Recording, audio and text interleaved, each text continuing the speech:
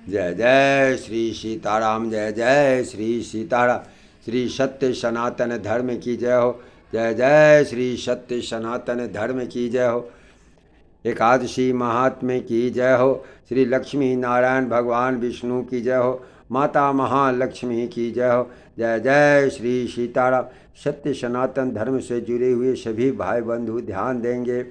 यह आप लोगों को परम सौभाग्यता है जो वैशाख मास के शुक्ल पक्ष की एकादशी ऋषि मोहिनी एकादशी है।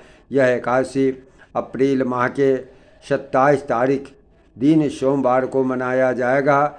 इस एकादशी के व्रत को करने से आपके पूर्वज अगर किसी भी प्रकार से नरक की यातना भोग रहे हैं, आप शरीर से अस्वस्थ हैं, आपकी आर्थिक स्थिति कमज़ोर है, आप किसी भी प्रकार के मन में किसी भी प्रकार का कोई चिंतन कर रहे हैं, चिंतित हैं, आपकी हर प्रकार की समस्या का समाधान एकमात्र एकादशी है।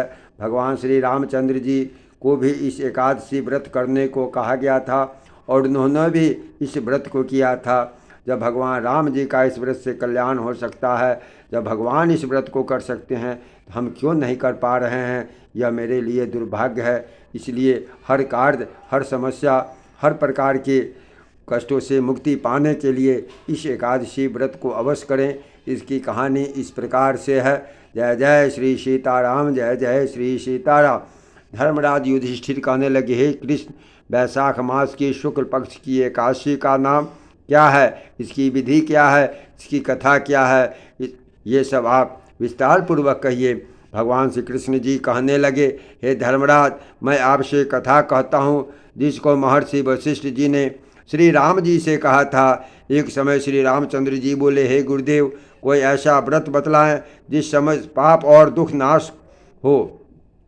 मैंने सीता जी के वियोग में बहुत से दुख भोगे हैं, अतः आप कोई व्रत बतलाइए। महर्षि वशिष्ठ बोले, हे राम, आपने बहुत सुंदर प्रश्न किया है। आपकी बुद्धि अत्यंत शुद्ध और पवित्र है। आप यद्यपि आपके नाम का स्मरण करने से ही मनुष्य पवित्र और शुद्ध हो जाता है, तो भी आपका यह प्रश्न लोकहित, जनहित के लिए बहुत ही सुंदर है।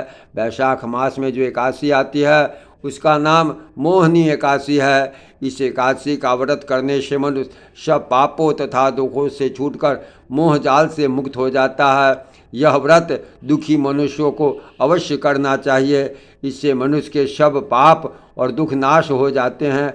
अब आप इसकी कथा ध्यानपूर्वक सुनिए। सरस्वती की नदी के किनारे भद्रावती नामक एक नगरी थी। वहाँ पर द्युतिमान नामक एक चंद्रवंशी राजा राज्य करता था। उसकी नगरी में धन धान से पूर्ण पुण्यवान धानपाल नामक एक वैश्य भी रहता था। वह अत्यंत धर्मात्मा एवं भगवान विष्णु का परम भक्त था। उसके नगर में अनेक भोजनालय, प्याव, कुआं, सरोवर, धर्मशाली आदि बनवाए थे। सड़कों पर आम, जामुन, नीम आदि के अनेक वृक्ष लगवाए थे। उस वैश्य के 5 पुत्र थे, सुमना, सद्बुद्धि, मेधावी, सुकृति और धृष्ट बुद्धि।